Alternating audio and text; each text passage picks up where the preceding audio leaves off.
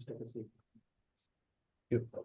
Well, Mabasa, let's leave it there for now. Thanks very much for the time and insights. She's the director was at Bergsman Attorneys. To this now, the Border Management Authority says it is ready for this weekend. There we go. Cool, guys. Thank you very much for joining us. As you can see, we got skills coach Labeeb Levy and the hat-trick hero Suleiman Hartzenberg making his media debut today. Yeah, very excited. Labeeb, if we can just start with you, maybe 7 tries, some great touches we saw. Not the finished article yet, though. Also some balls that went down, so maybe there's still some work to do. Yeah, there's obviously always room for improvement, but I think the positive side was that there was a lot of intent. We passed quite a lot, and we did quite a lot of offloads. We actually did 26 offloads, whereas normally we just make it into double figures, 11, 12, or sometimes even below that, especially when we play overseas. So there's a lot of intent. You could see the body language was good when the guys were playing. They were eager to try things, which is also part of our plan over a long period. When we came out of Europe, we said, listen, let's try and get back to the way we feel that we like to play, the way the people like us to play. And we put some mini systems into place in order to look to achieve that. But as you say, there were some nice moments which put a smile on the whole coaching group. But now and then 1 or 2 players got a bit cute, and which resulted in a couple of missed opportunities. The hat-trick hero, as you put it, would probably have been a quadrat hero or a 5-try hero if there had been possibly just some player that stuck to the basics. Yeah. But it's good to always have room for improvement. You don't want to play the perfect game. We must always be striving to play the perfect game. Sure. Obviously, another big challenge this weekend. Just on Suleiman, it was brought up in the post-match to Salman on Saturday. These guys playing while they're fasting. Like, what sort of sacrifice is that? And also, if you look at the performance that they both hit on Saturday, really, really impressive. From your point of view, I mean. Yeah, look, the Muslim community's got a big rugby culture. I mean, pre-unity, rugby as a union started in 1886. The Muslims were playing rugby. That was the Western Province body. So obviously, rugby would have started before that. The norm would be to not play in Ramadan. Greenpoint Track used to play in Ramadan. But with also with professional kicking, with their livelihood, and as well as they're earning their salaries. About 15 years ago, when Ramadan started overlapping, and it keeps rotating because it's based on the lunar month. Players that came in the system, ironically, was his brother Yaya. It was young Nizam Kar, Ismail Dolly. Those type of players were like affected over time, and then it was always a challenge in terms of training, and as well as having Alal as an example. But I think the system has grown and has catered for more people, and over recent years there's been a certain formula, like coaches have become more open to having examples, say like Salman, not having gym during daytime, maybe gym at night. With supplementation. I mean, he can talk on his routine, but I've also chatted to them always, what are you doing? Because so in the morning they'll maybe eat a bit more, load a bit more, have more supplementation, more protein, and then during the evening supplement a bit more as well, and obviously take more liquid than normal, because obviously the body after fasting for a couple of weeks, it does take its toll, as you can see. Yeah, but I think they did well, and they also mentally, Ramadan is meant to make you mentally strong, and they know it. They would have grown up with that mindset, mentality, and just about a bit of mental tenacity and toughness, which they showed. And so it's not an excuse that you fall short. It's just part of who you are, and and they show they cope very well, both of them, and we're Yeah. proud of them, and yeah, and all the others that are playing with Nizam at the Bulls, etc. as well. Cool. Suleiman, last year against Edinburgh, he scored 2 tries. This year, he scored 3 tries. Next year, 4 tries. No, I mean, no, I think what led to me being on the scoreboard is definitely the team success and just like how hard the forwards, how hard the forwards are working and the attitude towards the game as well. I think that 100% helped, and obviously having Mani there and Damien inside you and Dan I mean, our background was on fire, so it made my job a lot easier. I just had to jot it down, kind of. So yeah, but all the credit goes to the forward and the guys inside me. Okay. It was our first game at home after, I think, nearly 2 months, over 2 months. What role, I mean, obviously great when you're diving over in the corner and the crowd's going absolutely crazy. And what sort of role how did that lift you?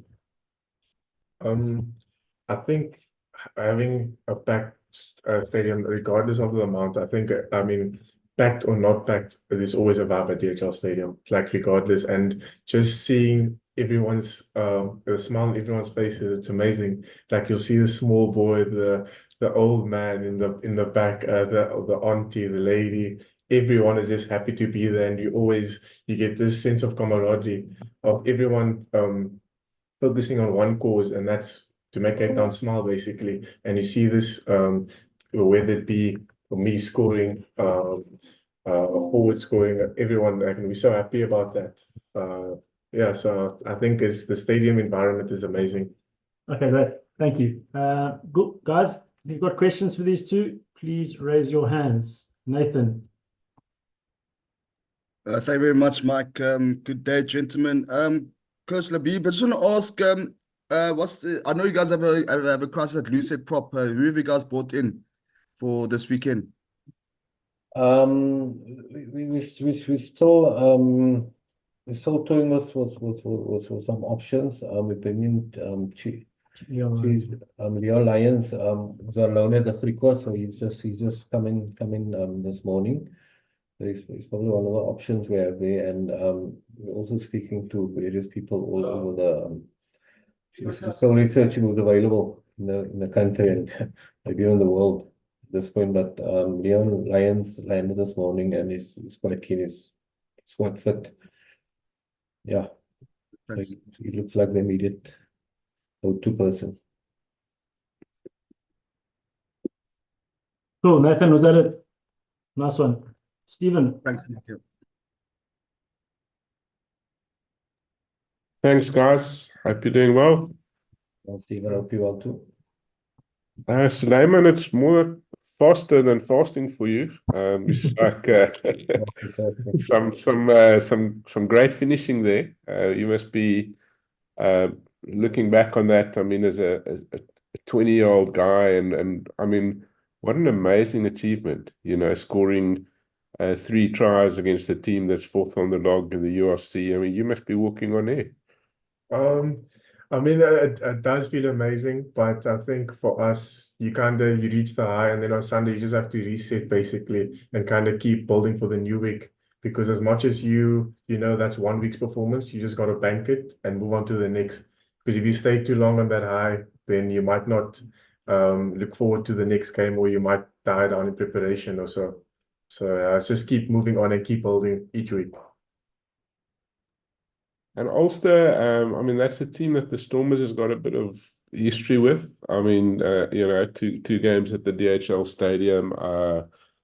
And how do you feel about squaring up to their backline? Have you noticed any specific threats or strengths there?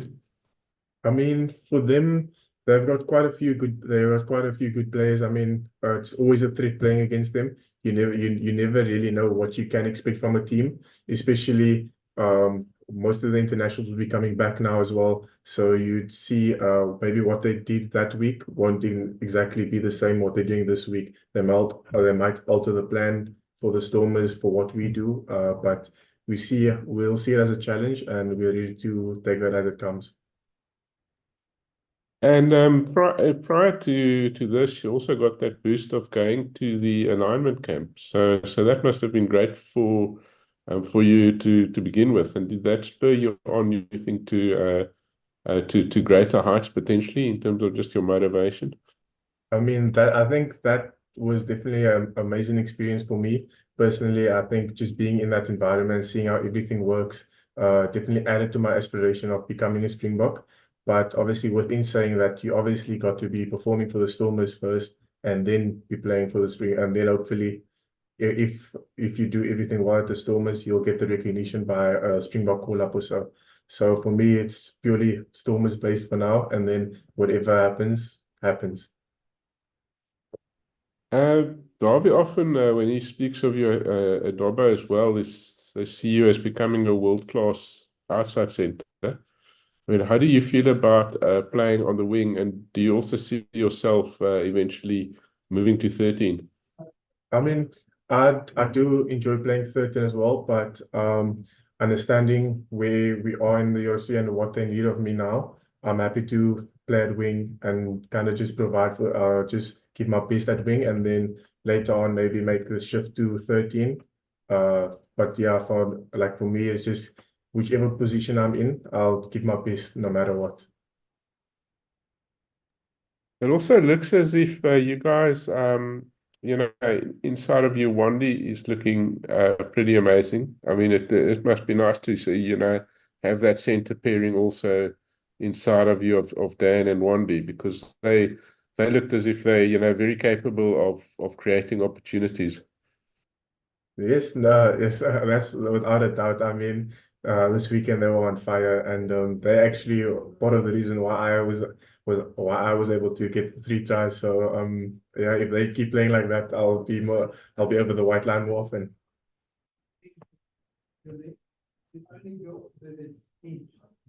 Cool, Steve.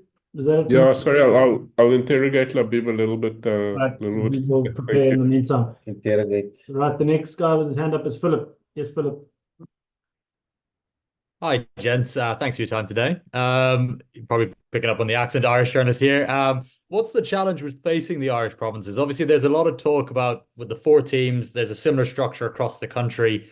Ulster have obviously had a bit of a coaching change over the past couple of weeks. So I guess it's a 2-pointed question.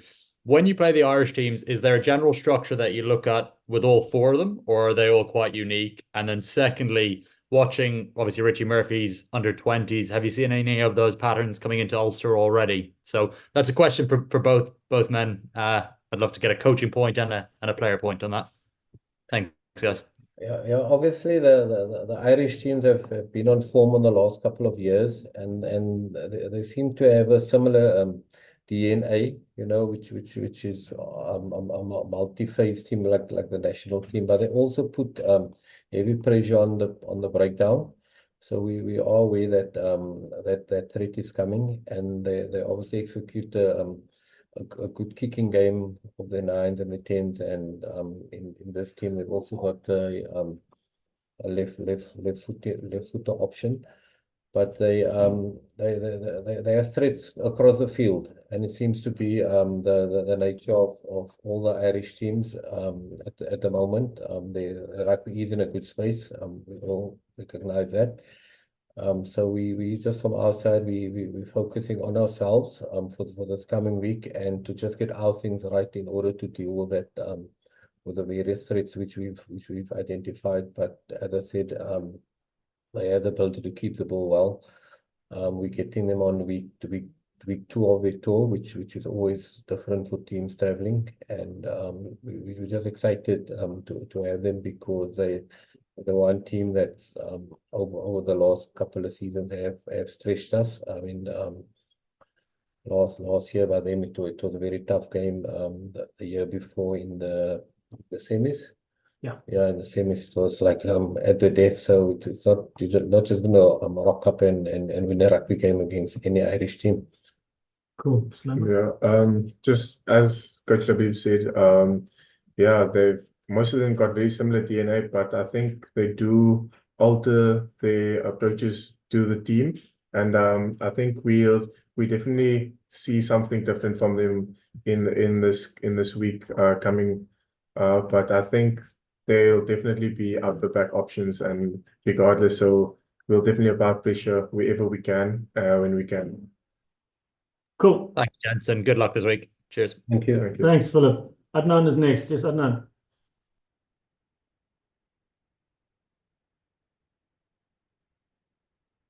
Adnan, you just muted there still, mate. There you go. Just struggle with my mute button. Congratulations to Suleiman on your hat trick. I just wanted you spoke about the fasting, your routine that you go through on a daily basis, especially on a match day. Luckily, this weekend you will be able to break your fast just before you go onto the field. How is that going to work? Obviously, you're going to be able to eat just before the game, but normally throughout the week, how do you prepare and how do you train? So for me, it's I think some people do it different. Not everyone's the same. But I think most importantly for me, I'll always rehydrate. Like with the supplements here as well, we've got like a electrolyte. I'll use that, and then I'll just space it out accordingly, so I know when to hydrate properly and when to refuel my body. And then it's also just to use a supplement like an extra protein shake at night and in the morning, because when fasting you lose a lot of fluids and your body breaks down a lot of muscle as well. So you just need to replenish that and just to maintain at least for at best. Yeah. So it's not really about eating more. It's more about maintaining and kind of understanding how your body feels, and then just asking people what they do differently and maybe adapting to something else. Like say, if someone eats oats, maybe try oats with something else, and if it's not working for you, just alter it, try something different and see if it works from there. So on Saturday, just before the game, you will probably have something like, I assume. Yes, probably. Yeah, then just for Labeeb, it's going to be interesting to come up against old Stormers stalwart like Steven Kitshoff. Just how do you see that battle with Frans Malherbe? Luckily, it's not it's a loose hitter against a tight hit, and you're struggling with loose hits at the moment, so that's going to balance itself out.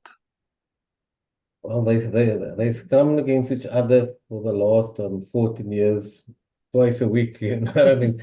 So that yes, it is going to be interesting because they know each other so well. They're big mates, as well as they just know each other so well. But it's actually exciting for us to see Kitshoff. I mean, he's been here since school days, and he skipped the age group rugby and went straight into Stormers, and he's a legend in Cape Town and a household name, and we are welcoming for him. But when the ref blows a whistle, it's obviously a different story. But we're really happy to welcome him back, and I'm sure there will be some tales to tell after the game.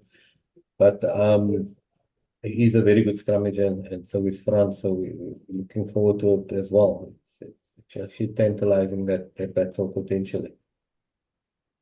Thanks. Nice one, Adnan. All right, Stephen's got his questions for Labeeb now. You ready? Thanks very much, Mike. Labeeb, I wonder whether there might not be some kind of pact between Kitsy and France to just keep it steady. Yeah, they might say, they might have a mini bet going, like Chappie says. Labeeb, you know, one thing in terms of experience from Ulster, you know, I guess the game, I think the last one you had in Belfast isn't that relevant because, you know, you didn't have full strength team out, you know, and possibly the reference points in terms of big games are the two that you played in Cape Town, you know, in the first season of URC. And I recall those games, you know, obviously being very close. Ulster have obviously evolved since, and you guys have evolved. But what are the strengths that Ulster have that you think are you know, that make them a tough side? Look, as I said, they put your breakdown under pressure. I think one of the good things of us over the weekend was that we had very quick lightning quick ball, as we call it, which allowed us to play. So a lot of time people think it's the skills, but it's actually a step earlier where the ball carrier actually generated good balls. So I think part of the strength obviously will be to put our breakdown under pressure, and we're gonna have to be very accurate, and they understand the game. Like I said, they've got multiple threats in terms of the kicking. The 10 did walk off. They did walk off injured, so I don't know if he's going to make a full recovery. So that might put our analysis under pressure, but depending who they select. But we just have to, from our perspective, just have to cover all our bases in the lineouts, in the mall defense, and our own ball is obviously the scrum which we spoke about. But I think breakdown is going to be key for us to secure good ball for our runners coming onto the ball. And one thing about them also, they're pretty strong in midfield as well. I mean, it's going to be an interesting one for Dan and Wandy. You know, if you look at McCloskey and you know, in midfield, it's going to be quite an interesting one there. Yeah, they're obviously very physical there as well. But you know, Dan can also be quite tough in that area, so that will also be a battle on its own over the weekend. And speaking of breakdown, just defensive breakdown, how did you feel Nama went? I think there were a couple of quite important steals, but how do you feel that Nama? How do you feel Nama went in Dion's absence? Yeah, Nama's been it's always been a work in progress over a long period of time. But I think I actually told him that I think he had one of his better rugby games. Without even talking about breakdown, he had one of his better rugby games in that I've coached him because he had involvement. He was good on the clean. He tried also a few carries and he got vital. Slowed the ball at proper times. Obviously, a person eating the breakdown, they always get judged on the decision. Did you go in the right time? Should you have stayed out? And I think the weekend he got that recipe. He got that recipe perfect because he went in and he feel he's not getting a really good bounce out, and then he made quite a vital steal. I think from the last quarter, which they were starting to get a bit of momentum, and he put his head in the breakdown and got the penalty, which I think provided valuable relief to us in our 22. One of the issues earlier in the campaign when you guys didn't quite hit your straps was the breakdown. You know, I recall one or two late arrivals and so on. You know, things that were maybe frustrating for you as coaches. Do you feel that the guys have stepped it up and you guys are now sharp in that area where you want the team to be? On the attacking breakdown, you're talking about particular, isn't it? Yes, attacking breakdown. Yeah. We have put emphasis on it. Dabo, which is his portfolio, is put emphasis. So we obviously, like all coaching teams, they measure their breakdown, the time of the breakdown, what the ball carrier is doing, what the arriving player is doing, what the ball carrier does after it's being tackled, and how accurate are we? We're not perfect yet. We're not perfect yet in our dent, in our carry, in the bullets to get totally over the advantage line. But I think there has been a mindset shift, but we can see the guys body language, they're sprinting to clean, they sprint to get over the ball. There's area that we've identified which we can still do better, which I won't share now. But and we'll strive to achieve that, which will hopefully make us even better, because what the 9 wants is quick ball, what the 10 wants is quick ball, and then guys like Suleiman will get more ball going forward, and the breakdown is a massive role. The ball carry and the breakdown is a massive role in achieving that. It's not just a catch and pass, which Mike pulls me into media meetings if we score a lot of tries, but it's actually other aspects of the game which just paves the way for that aspect to flourish. Suleiman, what do you think could be the key for you guys to improve your strike rate when you get into the red zone? Obviously, you guys are doing great work of getting there, not quite finishing it as frequently as you would like. I mean, what would be the key for you guys to step it up to be more clinical? I mean, I think for us, at the moment, we were just a bit frantic. I think we just got a bit too excited whenever we get into the red zone. And then I think for us, we'll just keep it, just calming down, keep it level-headed, and then from there, go back into our structure. And from there, our forwards will know what to do, and exactly we'll, by staying patient, we'll get over the white line. Great. Thank you very much, guys. Good luck. Nice one, Steve. Thank you very much. Leeton. Yep. Thanks, Mikey. Hi, Labeeb. Hi, Suleiman. Suleiman, just for you, you had a quite nasty injury that stopped you at a time where you were just looking to hit your straps. Can you explain what that process was in getting back onto the field? And just that Labeeb spoke about the mental part of fasting that certainly helps you guys. But just what was the process for you at that time, and to make sure that you are firing now? I think for me that time, as soon as it happened, I was quite frustrated. Because I think I had my eye on being in the junior box setup and playing for them, and then getting injured just took that away. And then I was a bit I'm not gonna lie, I was a bit negative at the start, but then once I got over that and just wanting to get the process done and trust and believing in and trusting the process, it became a lot easier and understanding. It wasn't meant for me. It wasn't put out for me like that, and I just have to work harder when I come back and get into my stride again and work on the areas where I need to improve on. And I went back onto some clips of the past games, and I looked at myself and I was like, maybe that wasn't the best decision there, and I reevaluated reevaluated myself and kind of said, okay, this is what I need to attack. This is where I need to improve for this new season. That's my goal, and that's hopefully if I do that well, I'll keep improving and keep playing for the Stormers. And if you think about it, it was quite a what can I say now? An unorthodox injury. Like you jumping up, you going for a ball, and then you get injured coming down.